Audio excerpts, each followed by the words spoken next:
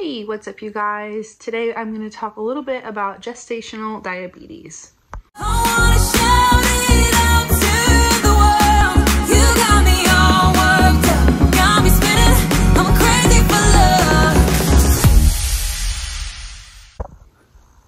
So I have been working up the courage to finally sit down and record this video.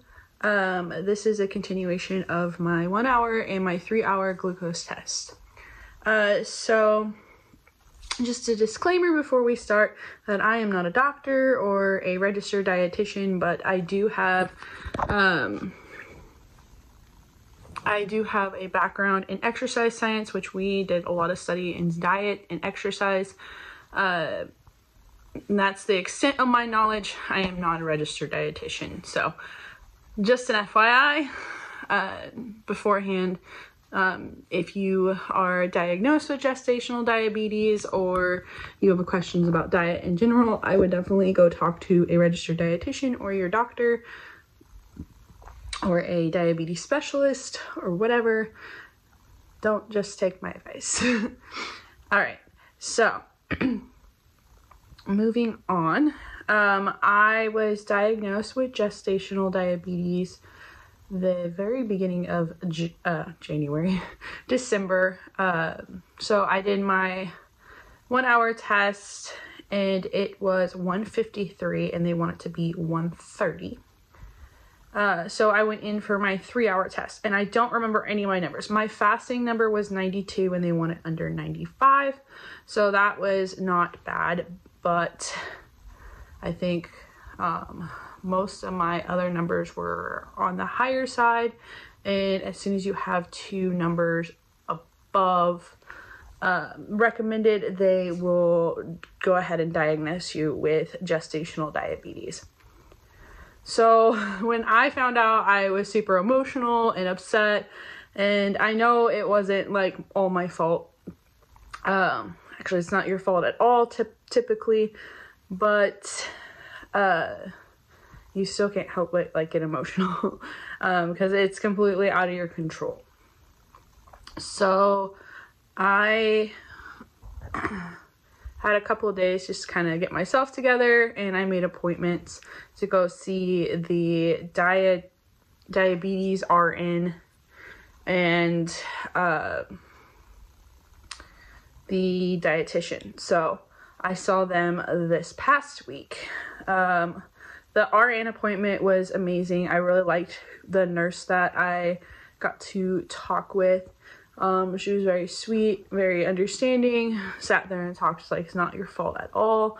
It is all caused by the placenta. So it's nothing you could have done or prevent. So even like the healthiest moms can get gestational diabetes.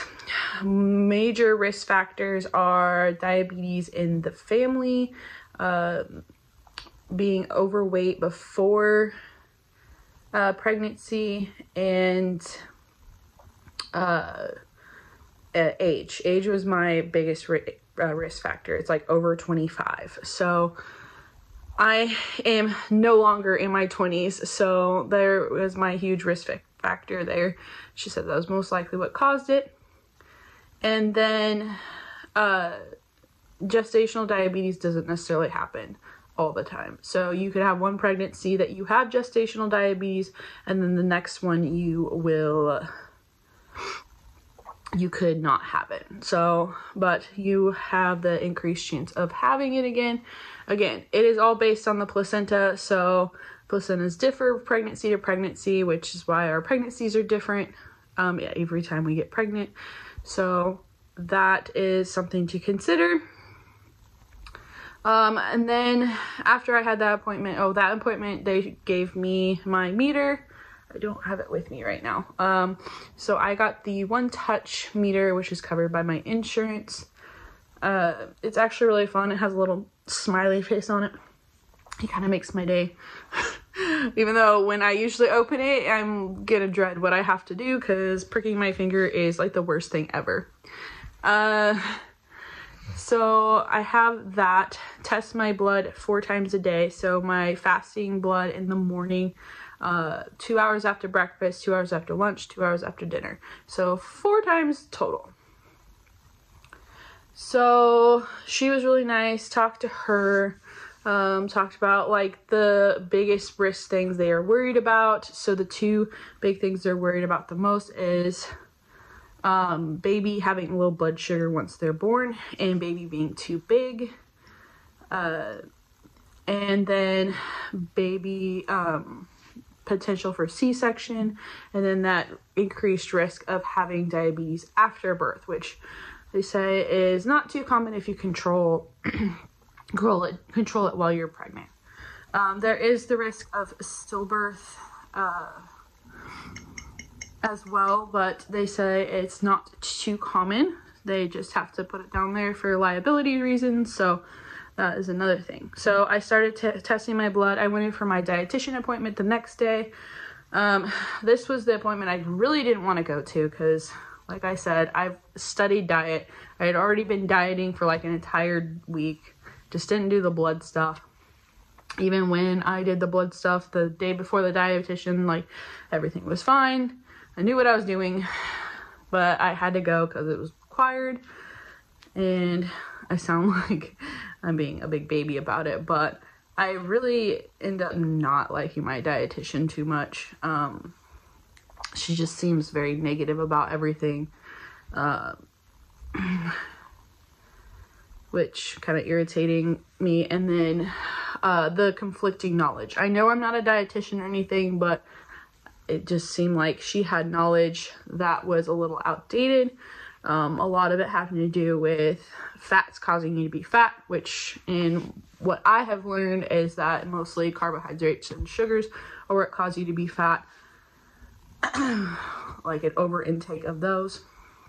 Mostly because of a case study that we looked at when I was in school about the fat-free fads in the 80s and the 90s increased the amount of diabetes cases. So because when they decrease the fat, they increase the sugar. So that, look it up. I don't want to get too into it because I will rant about this forever. So it just seemed like she had a lot of conflicting information that, from where I've learned, that is a little bit newer. So I don't know, like, the requirements to be a dietitian. I had thought about doing dietitian work previously, but I don't know. So she did have some information that was interesting to me. Like, she showed me like some like really healthier choices for like chocolate milk and just milk choices in general, and then pasta recommendations that I could have, which I was intrigued about because I love pasta. And it sucks cutting it out.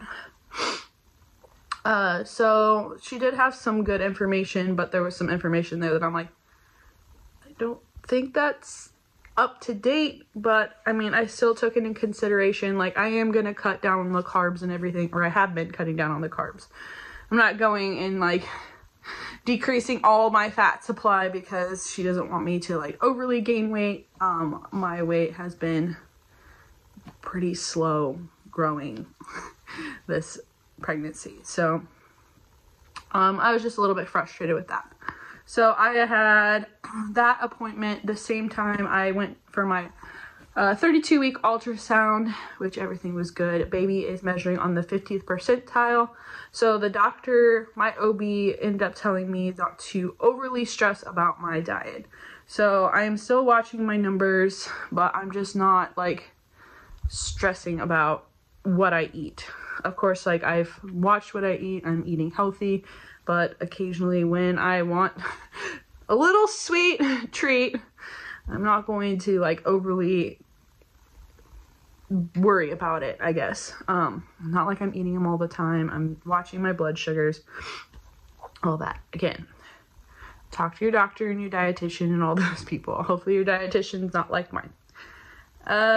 So baby's good. My weight, I've only just now hit the 20-pound mark. I'm at 33 weeks. I'm at 33 weeks, that's right. I'm at 33 weeks now, so I'm not sure how much more weight I will gain. I think I got weighed the other day and I was just hit the 20-pound mark. I don't feel like overly huge. I do feel overly uncomfortable because a little dude is sitting in the most uncomfortable spot ever. Then I had a follow-up dietitian appointment on, it was yesterday. So yesterday I had my follow-up dietitian appointment, and that was probably like the worst appointment. So I have been following my numbers all week. Every number was fantastic. I think I had one that was like a point over, and she was mad at me because I had a caramel macchiato. My number did not go up that day because of my caramel macchiato, though. I got a tall caramel macchiato from Starbucks. Yeah, it's probably not the best choice, but I'm not going to deprive myself of living.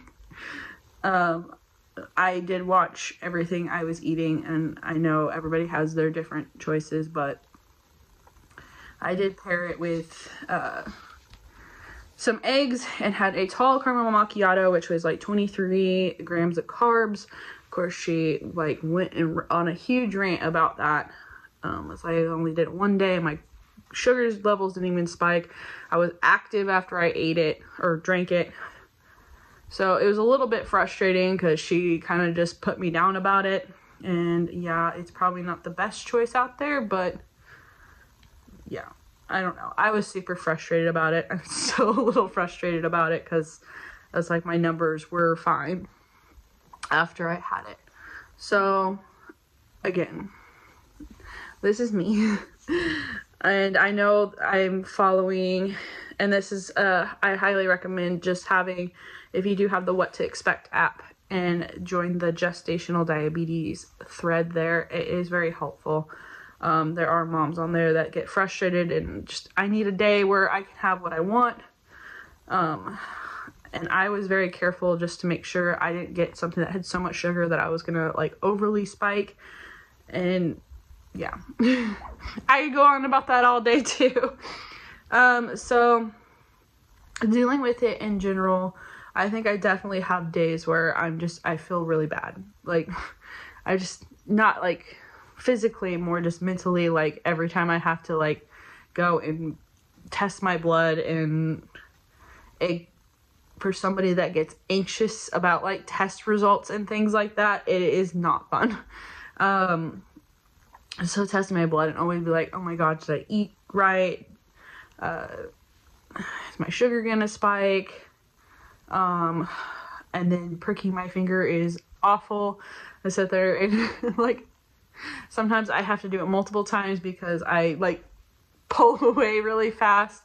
So it is really, really, I don't know, it gets me down and anxiety gets high, and like most of the time I am eating like what I'm supposed to, and you still get that fear like, oh, am I doing something wrong? And again, like the RN told me, like they're just mostly worried about baby size and him having low blood sugar once he's born. So I am very careful. I'm always monitoring him. He moves like crazy. So again, the doctor wasn't too worried about it. Trying to think if there was anything else I was going to talk about, but if anyone else out there gets diagnosed or is curious about diagnosis, there is a lot of good material out there. Just know if you're worried about getting gestational diabetes, it is nothing you can really control, but it's all your placenta, so don't worry about it. I still haven't told anybody, like besides my husband. My mom knows just because I eat there sometimes. So it is embarrassing to me, and I feel for people that actually have diabetes out there. It's like I've been doing it for a week now and I hate it. I feel for you all out there. So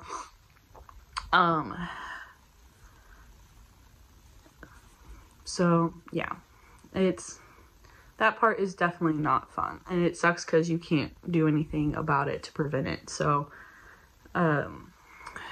just look at the positives of it. You kind of learn what agrees with you, like sugar wise, and what doesn't. It kind of puts you on a healthier path, which is very nice. So that's all I have about it. If you all have any questions about it that I didn't cover today, I would be happy to do another video about it, but I just wanted to give everybody an update that I was diagnosed at, I think it was 30 weeks at the time. I can't remember. It's been a while. So yes, you are diagnosed the rest of your pregnancy once you get it, and then you have to test every day, 4 times a day. At least that's what was recommended to me. Most people I've seen has done 4 times a day. They are making me test 2 hours after meals. I've seen people that just do 1 hour after meals. Then once you have baby, they'll test baby's blood, and after you have baby and the placenta comes out, your levels should go back to normal. And they'll check you again after pregnancy, or at your checkup appointment after you deliver. And I think that's everything. I don't know if I covered everything. I wrote notes down, but I didn't. I think I covered everything that I could think of. But if you have any questions about it, I can always make a second video. This is a really hard subject to talk about, especially when you're still kind of like sad and embarrassed about it. The sun's like coming in. I'm trying to like lean off to the side. So if you liked this video and thought it was informative and you want to see more videos from me, make sure you subscribe and like this video, and I will look forward to seeing you all next time.